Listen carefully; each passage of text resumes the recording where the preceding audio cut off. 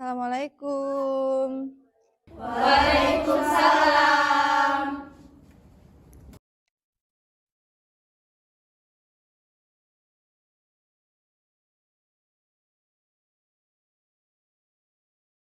Assalamualaikum warahmatullahi wabarakatuh. Waalaikumsalam. Selamat pagi anak-anak. Pagi, Bu. Gimana kabarnya hari ini?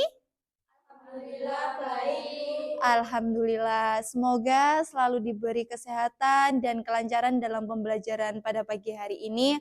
Alangkah baiknya sebelum memulai pembelajaran pada pagi hari ini, kita berdoa terlebih dahulu agar kita diberikan kemudahan dan pemahaman untuk materi hari ini. Berdoa dimulai. Berdoa selesai.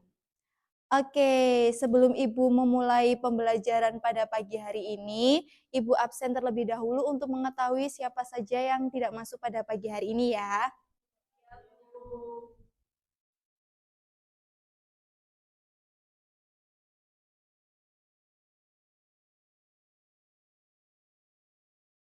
Nikolinda hadir.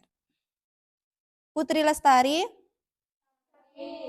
sakit apa suratnya sudah dikirim ke sekolah? Oke. Enis Eka, izin. Rizky Dwi Wahyuni, Renalia Maslaha, Munfaatul, Novita Sari. Oke, berarti hari ini yang nggak masuk Putri sama Enis ya.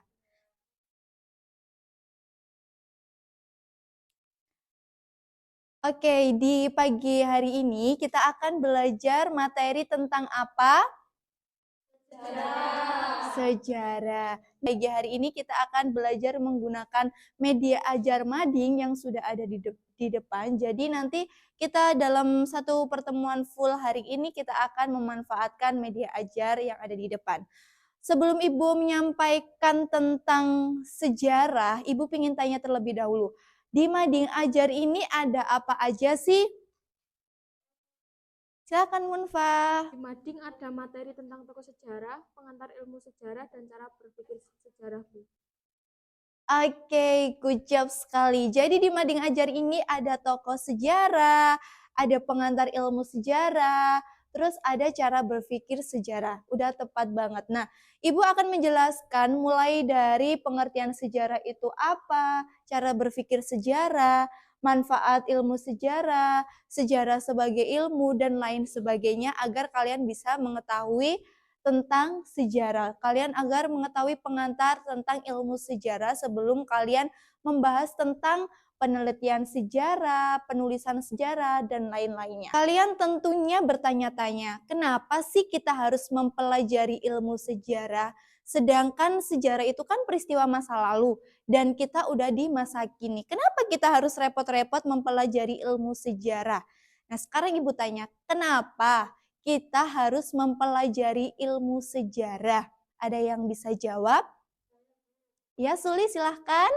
Agar kita mengetahui peristiwa masa lalu, Bu. Oke, jadi itu adalah salah satu alasan kenapa sih kita harus mempelajari ilmu sejarah.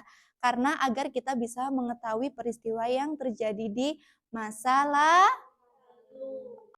Untuk yang pertama, Ibu akan menjelaskan tentang pengertian sejarah, bisa sambil ditulis ya. Untuk yang pertama, kita akan belajar tentang sejarah.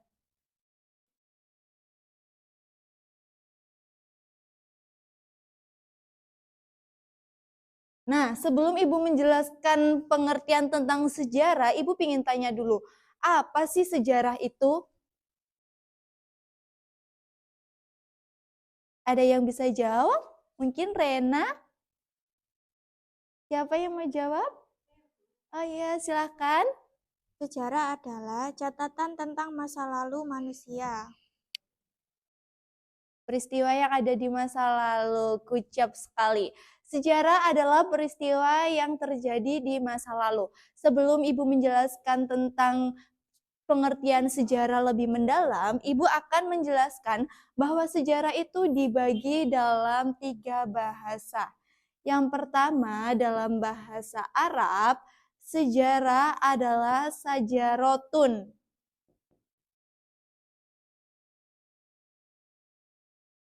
Sajarotun di sini berarti pohon. Nah, dari pohon ini menurut Muhammad Yamin melambangkan bahwa sejarah itu terjadi pertumbuhan dan perkembangan. Salah satu contohnya pohon itu kan terdiri dari akar, batang, daun, dan buah. Dan di situ adanya pertumbuhan mulai dari akar, tumbuh semakin besar. Nah, sejarah itu sama halnya dengan pohon kalau dalam bahasa Arab, yang artinya bahwa sejarah itu adanya pertumbuhan dan perkembangan. Selanjutnya, untuk yang kedua, dalam bahasa Inggris, bisa sambil ditulis ya. Dalam bahasa Inggris, sejarah itu adalah history. Nah, history di sini adalah catatan tentang peristiwa yang terjadi di masa lalu. Jadi, sejarah itu seperti yang sudah disampaikan oleh Eka bahwa sejarah itu adalah catatan yang terjadi di masa lalu. Dan yang ketiga, menurut bahasa Yunani. Menurut bahasa Yunani, sejarah adalah historia. Historia di sini berarti bahwa sejarah itu orang pandai.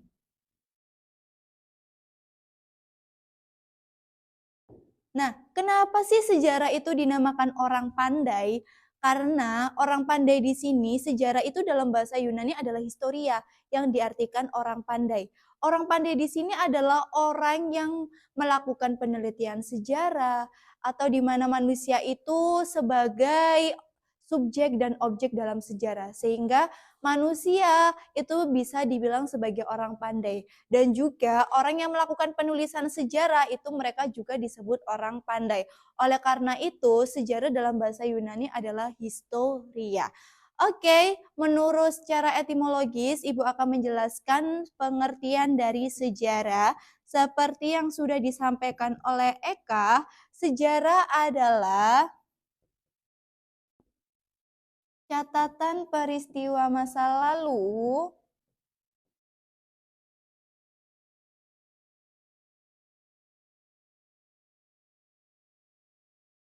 yang terjadi secara sistematis berdasarkan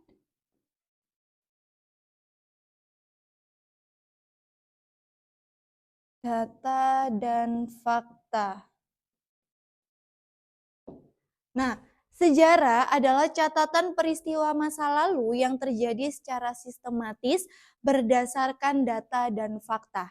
Nah, sekarang Ibu tanya, apakah semua peristiwa yang terjadi di masa lalu itu disebut dengan sejarah? Ya, Rena? Tidak, kucap. Jadi, semua peristiwa yang terjadi di masa lalu itu bukan dikatakan sebagai sejarah. Salah satu contohnya nih, kalian memiliki cerita di masa lalu, itu bukan namanya sejarah. Sejarah adalah cerita peristiwa masa lalu yang terjadi secara sistematis berdasarkan data dan fakta. Nah, dari sejarah ini nantinya itu kita bisa mengetahui bahwa peristiwa yang di masa lalu itu yang dimaksud dalam sejarah, nantinya peristiwa itu akan memiliki dampak pada masa kini. Kalau peristiwa kalian yang terjadi di masa lalu, misalnya kalian pernah jatuh dari sepeda waktu belajar sepeda, itu kan peristiwa di masa lalu, itu bukan dinamakan sejarah. Tapi yang dinamakan sejarah itu ada datanya, ada faktanya.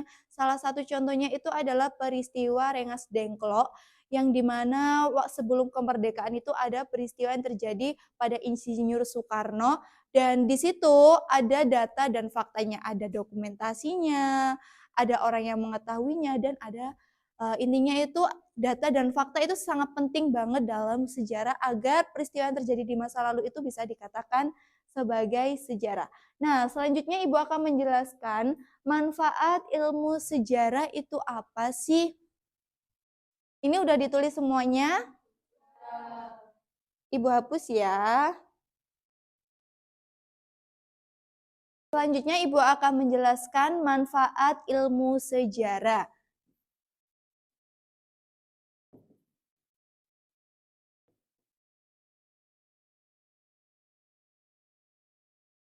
Sebelum Ibu menjelaskan manfaat ilmu sejarah, Ibu akan menjelaskan sedikit bahwa sejarah itu bisa dikatakan sebagai ilmu.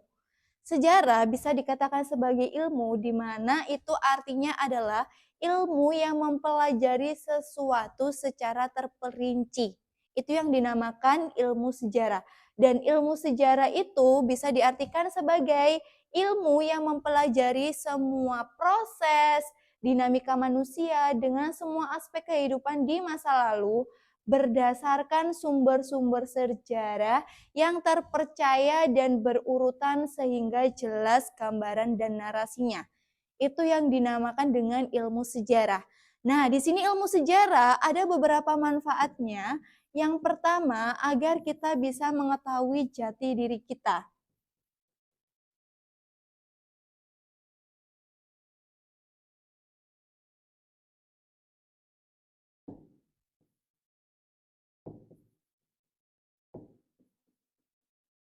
Nah, di sini manfaat ilmu sejarah itu adalah agar kita bisa mengetahui jati diri kita secara kolektif.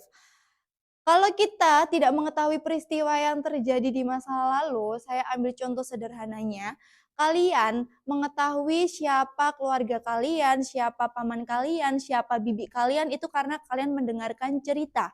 Dan kalian bisa mengetahui bahwa kalian ini adalah orang Indonesia, kalian adalah bangsa Indonesia, kalian mendengarkannya karena kalian mengetahui bahwa saya lahir di Indonesia, saya tumbuh dan kembang di Indonesia. Nah, di sini salah satu manfaatnya ilmu sejarah. Dan yang kedua, manfaat ilmu sejarah itu dapat menumbuh kembangkan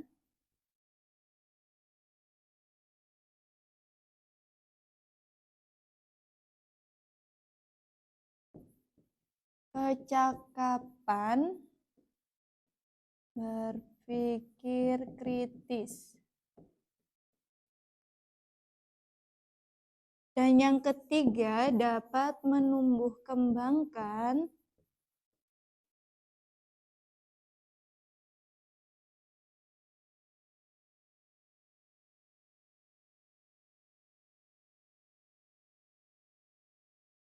kreativitas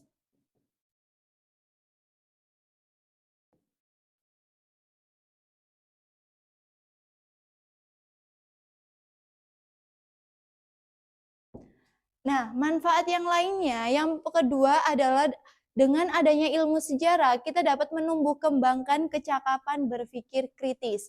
Dengan ilmu sejarah, kita bisa mengetahui, kita bisa berpikir kritis terkait peristiwa-peristiwa yang terjadi di masa lalu. Dan yang ketiga adalah menumbuh kembangkan kreativitas dan cara berpikir sejarah. Ini juga termasuk dalam manfaat ilmu sejarah, karena dengan adanya ilmu sejarah, kita bisa menjadi orang pandai. Atau yang tadi menurut bahasa Yunani Historia, kita bisa menjadi orang pandai, kita bisa melakukan penelitian sejarah, dan kita bisa menulis sejarah. Nah, itu beberapa manfaat dari ilmu sejarah. Nah, selanjutnya Ibu akan menjelaskan manusia dalam sejarah.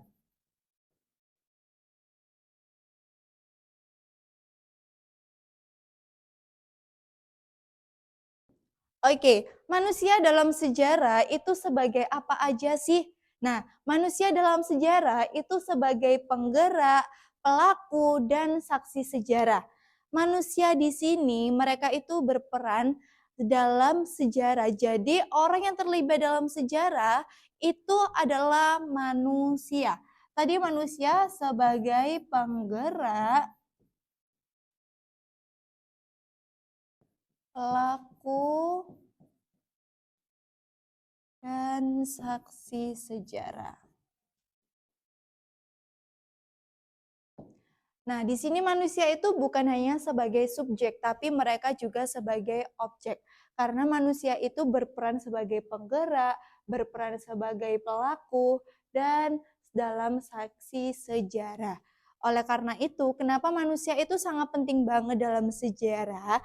Ya karena manusia itu dalam kajian sejarah, manusia itu mampu untuk mengungkapkan ide dan gagasannya. Misalnya nih dalam perumusan naskah undang-undang atau apa, manusia itu berperan. Di situ manusia memberikan idenya, ada tokoh salah satu contohnya adalah Muhammad Hatta. Nah, itu salah satu contoh bahwa manusia itu juga berperan dalam sejarah. Nah, selanjutnya Ibu akan menjelaskan manusia dalam dimensi ruang dan waktu.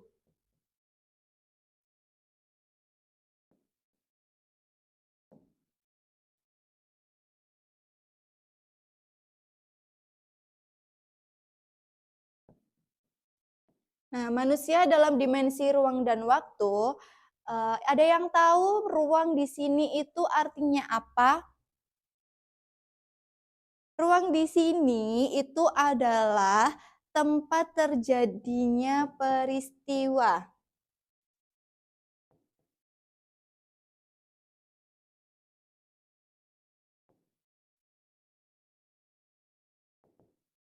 Nah, kalau waktu adalah bisa berupa kapan.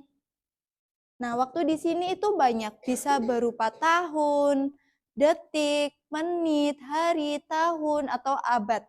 Nah, kenapa sih manusia dalam dimensi ruang dan waktu itu sangat penting dalam sejarah? Agar kita bisa mengetahui. Salah satu contohnya peristiwa Rengas Dengklok, kita bisa mengetahui bahwa peristiwa itu terjadi sebelum kemerdekaan, waktunya sudah jelas. Dan ruangnya, tempat terjadinya peristiwa, kita mengetahui kenapa dinamakan peristiwa Rengas Dengklok, karena peristiwa itu terjadi di Rengas Dengklok. Nah, ruang di sini itu bisa berupa tempat terjadinya peristiwa atau di mana peristiwa itu muncul. Di situ adalah kenapa manusia dalam dimensi ruang dan waktu itu sangat berkaitan dalam sejarah. Sampai sini ada yang perlu ditanyakan? Oke. Ibu akan lanjut dalam cara berpikir sejarah. Ada yang tahu cara berpikir sejarah? Mungkin waktu SMP sudah pernah dijelaskan sedikit sama gurunya, cara berpikir sejarah itu ada apa aja sih? Ya, Niko, silakan. Ada dua, Bu, yaitu sinkronis dan diakronis. Oke, cara berpikir sejarah adalah sinkronis dan diakronis. Nah, di sini Ibu akan menjelaskan lebih detailnya cara berpikir sejarah itu ada apa aja sih? Kalian mungkin dulunya hanya mendengar bahwa cara berpikir sejarah ada sinkronis, diakronis. Nah, Ibu akan memberikan tambahan bahwa cara berpikir sejarah itu ada 4. Yang pertama ada sinkronis, yang kedua ada diakronis, dan yang ketiga ada periodisasi, dan yang keempat ada kronologi. Ibu akan menjelaskan satu persatu. Ini sudah selesai ditulis semuanya? Dan yang terakhir kita akan belajar tentang cara berpikir sejarah.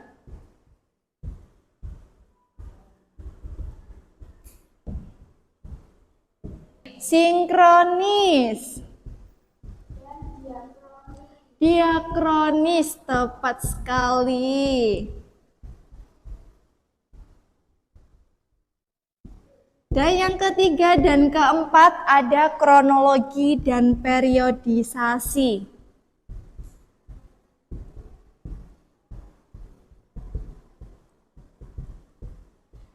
Di sini Ibu akan menjelaskan satu persatu. Sinkronis. Jadi, sinkronis adalah cara berpikir sejarah yang menyempit dalam waktu tetapi melebar dalam ruang. Menyempit dalam waktu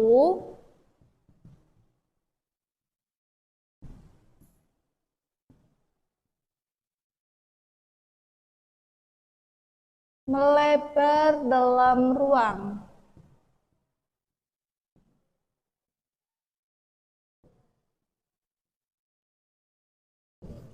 Salah satu contohnya dari sinkronis adalah agar mudah dipahami adalah peristiwa di tahun 1945. Ada yang tahu peristiwa 1945 ini ada peristiwa apa di Indonesia? Kemerdekaan Indonesia. Tapi di tahun 1945 itu juga ada peristiwa kekalahan Jepang. Jadi di tahun 1945 itu dalam ruang itu ada tempat kejadian. Jadi di Jepang ada peristiwa, di Indonesia ada peristiwa dalam waktu yang sama. Oke, sampai sini paham?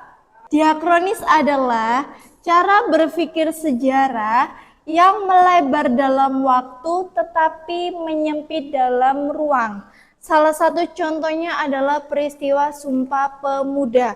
Dalam peristiwa Sumpah Pemuda itu waktunya itu sangat panjang, tetapi dalam lingkup kejadiannya itu di tempat yang sama. Sehingga itu termasuk cara berpikir diakronis. Selanjutnya ada kronologi.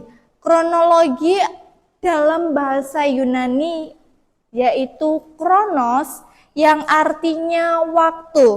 Di sini kronologi artinya adalah pengaturan atau pengorganisasian waktu suatu peristiwa itu terjadi dan urutan waktunya itu tersusun secara sistematis.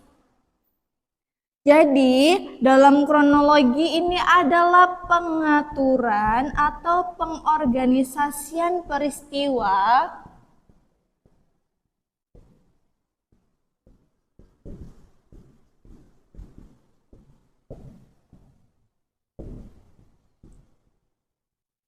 yang tersusun secara sistematis.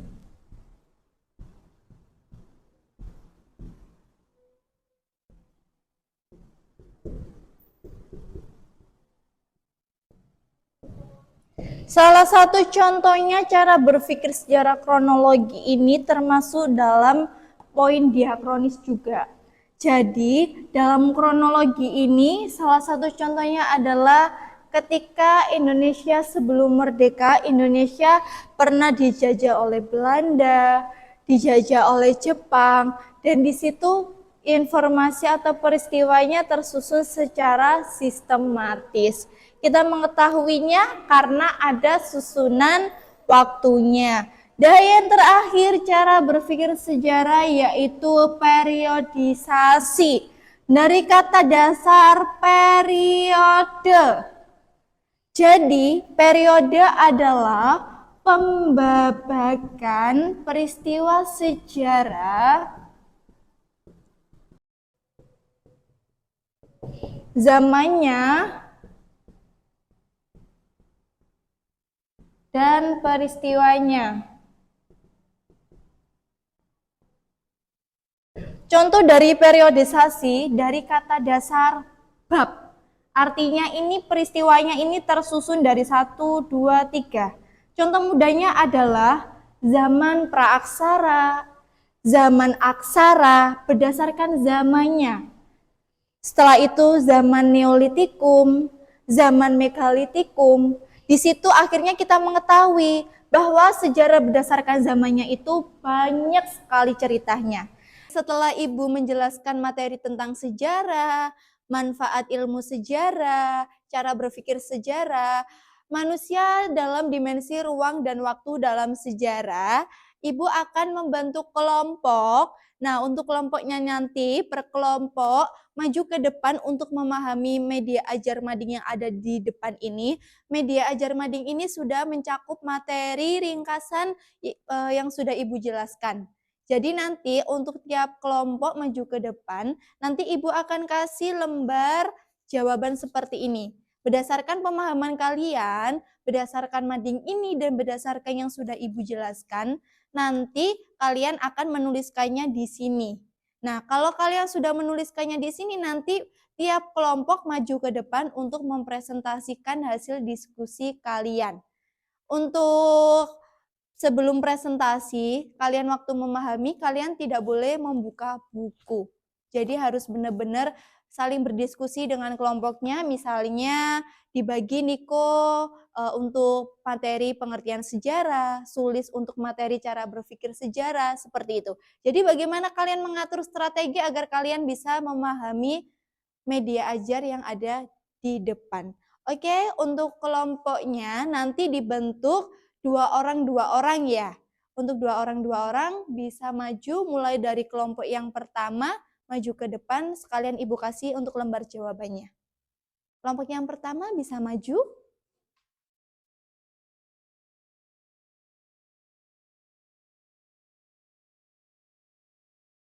Nah, ini nanti media ajarnya dipahami sebelum kalian menulis.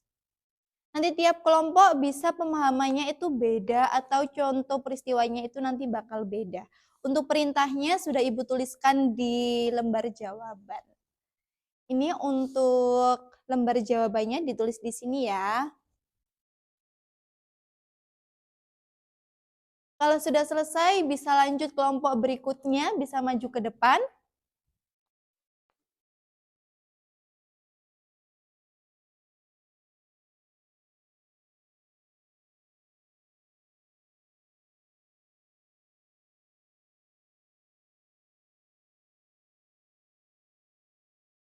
Ini untuk lembar jawabannya, silakan dipahami terlebih dahulu ya.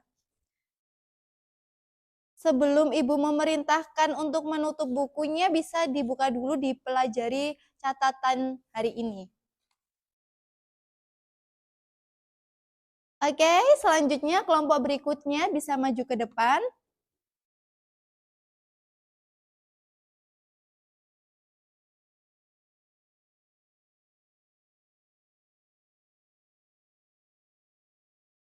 Ini untuk lembar jawabannya. Bisa dipahami mulai dari pengertiannya, manfaatnya, definisinya. Oke, sudah mendapatkan lembar jawaban semuanya, sekarang bukunya ditutup dan ditulis hasil diskusi kalian. Sejarah adalah catatan tentang masa lalu,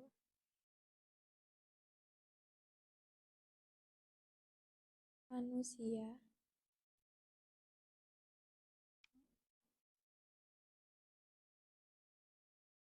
yang berdasarkan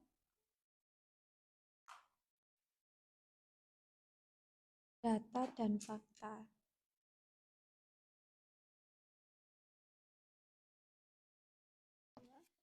Cara berpikir sejarah ada 4, yaitu pertama, sinkronis,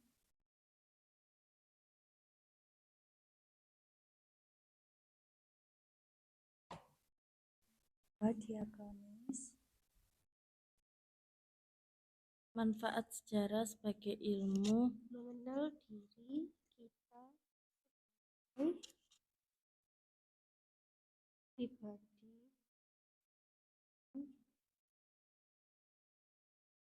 mengenal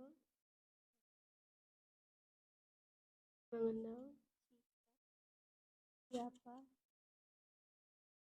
Sudah selesai anak-anak? Sudah. Untuk presentasinya, kita mulai dari kelompok yang pertama bisa maju ke depan untuk menjelaskan pemahaman kalian berdasarkan materi yang sudah Ibu jelaskan. Untuk kelompok pertama bisa maju ke depan. Untuk kelompok yang lain bisa mendengarkan dari yang disampaikan oleh kelompok pertama untuk tambahan materi. Barangkali kalian ada yang terlewat dalam mencatat, tapi udah tidak boleh menambahkan jawabannya. Oke? Bisa dimulai presentasinya? Assalamualaikum warahmatullahi wabarakatuh. Waalaikumsalam warahmatullahi wabarakatuh. Perkenalkan, nama saya Azifa Marwa Agustin. Saya Rizky Dwi Wahyuni. Di sini kami kelompok 1 akan mempresentasikan hasil diskusi kita. Pengertian sejarah. Sejarah adalah catatan tentang masa lalu. Sejarah sebagai ilmu adalah ilmu yang mempelajari peristiwa orang, negara, atau kehidupan yang terjadi pada masa lalu. Yang kedua, manfaat sejarah sebagai ilmu. Yang pertama, memahami memori dan tradisi yang diwariskan oleh generasi sebelumnya ke generasi mendatang. Dua, menumbuh kembangkan kecakapan berpikir kritis, inovatif, kreatif. Ketiga, mengenal diri kita sebagai pribadi dan mengenal siapa kita semua secara kolektif. Selanjutnya akan dilanjutkan oleh teman saya. Selanjutnya yaitu cara berpikir sejarah. Yang pertama yaitu kronologi. Pengaturan atau pengorganisasian setiap peristiwa dalam urutan kejadian. Yang kedua yaitu periodisasi, yaitu pembabakan waktu dalam sejarah. Yang ketiga yaitu diakronis, cara berpikir sejarah yang memanjang dalam waktu dan menyempit dalam ruang. Yang terakhir yaitu sinkronis, cara berpikir sejarah yang menyempit atau terbatas dalam waktu dan memanjang atau melebar dalam ruang. Sekian presentasi dari kelompok kami. Saya akhiri. Wassalamualaikum warahmatullahi wabarakatuh. Oke, beri tepuk tangannya untuk kelompok 1. Selanjutnya, kelompok 2 bisa maju ke depan untuk menyampaikan pemahaman kalian. Kelompok 2 bisa maju ke depan.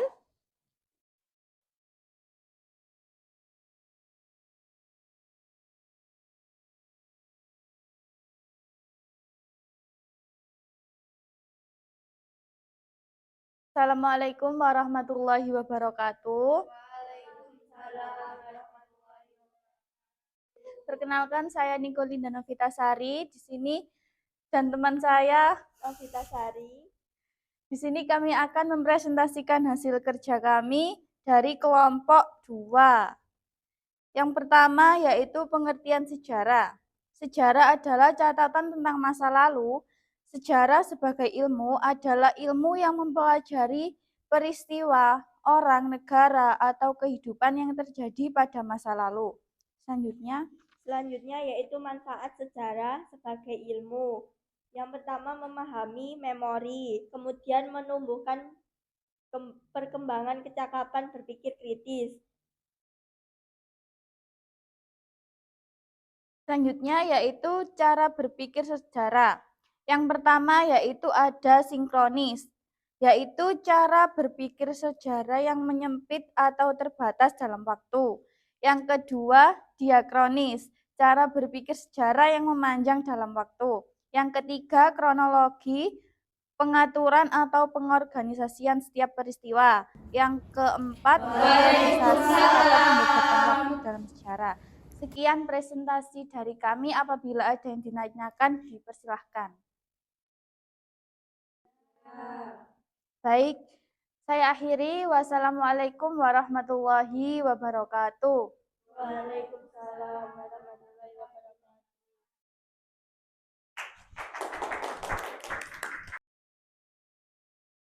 Baik, untuk presentasinya sudah selesai. Nah, selanjutnya Ibu akan ada kuis dari pembelajaran kita pada pagi hari ini. Karena tadi ada diskusi kelompok, nah sekarang untuk kuisnya dikerjakan secara individu, tidak boleh membuka buku catatan atau lembar jawaban presentasi tadi. Untuk kuisnya nanti kita akan memanfaatkan Kahoot. Semuanya udah pada kenal Kahoot kan? Oke, nah dari aplikasi Kahoot nanti Ibu akan memberikan kode, kalian bisa langsung masuk di Google, langsung klik ketik Kahoot, terus langsung masukkan kodenya, langsung dikerjakan. Nanti kalau sudah selesai mengerjakan, untuk nilai yang sudah keluar bisa langsung di screenshot dan langsung di-upload di Google Classroom kita. Sudah siap mengerjakan semuanya? Untuk kodenya adalah 11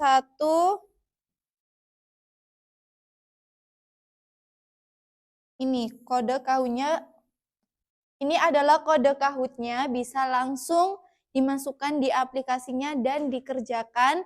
Untuk pengerjaannya bisa dikerjakan dengan teliti dengan waktu 15 menit dimulai dari sekarang.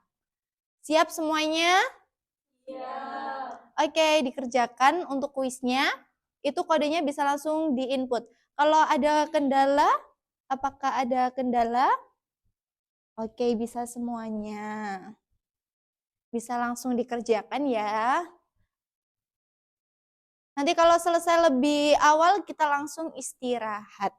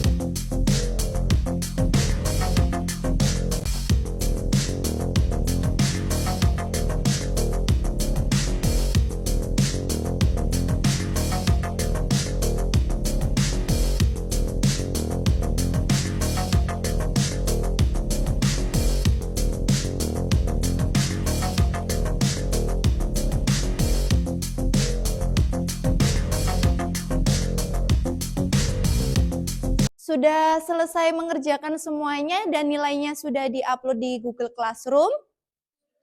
Ada yang mengalami kendala atau tidak? Tidak. Oke, berarti sudah aman semuanya. Nanti untuk nilainya sebagai penilaian kalian pada pertemuan pada pagi hari ini.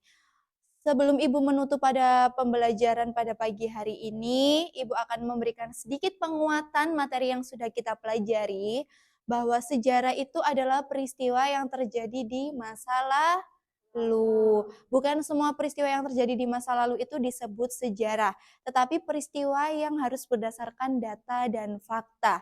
Terus sejarah sebagai ilmu itu juga sangat penting untuk kita, ada beberapa manfaatnya. Salah satunya kita dapat menumbuh kembangkan kecakapan kita dalam berpikir kreatif, inovatif, dan berpikir kritis. Selain itu, kalian sekarang juga menjadi tahu bahwa cara berpikir sejarah itu bukan hanya 2 saja, tetapi ada 4. Ada sinkronis, ada diakronis, ada periodisasi, dan kronologi.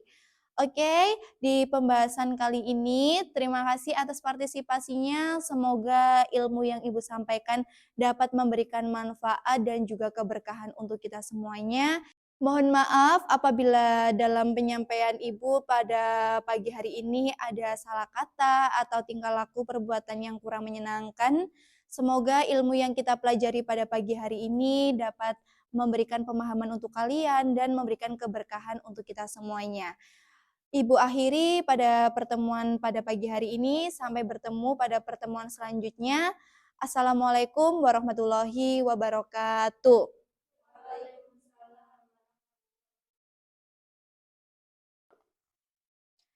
Terima kasih anak-anak.